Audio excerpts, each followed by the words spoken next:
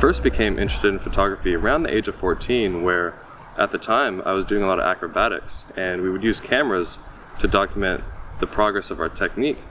But then from there, I started doing more experimental and artistic approaches to digital image making, and it hasn't stopped since. I can't say that I have an ideal location of where I would like to show my work. It really depends on the intentions of the series.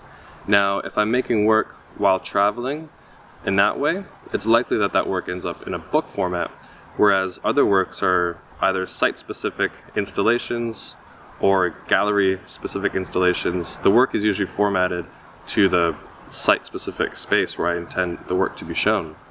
A work of mine that I'm most proud of is definitely the series Horizon, and there's two reasons for that. The first being that it was technically the hardest series I've ever attempted to make because it required an immense amount of cast and crew members, and more particularly, all the cast members needed to be synchronized and were in frame at all times, regardless of where they were on the actual physical site.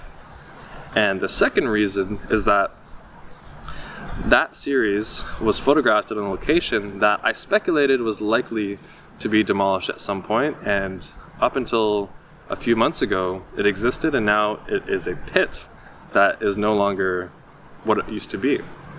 And this is a growing trend in Toronto-based infrastructure. Not a lot of places actually fall under the historical building code, and it's very likely that these sites get demolished at some point because of new developments.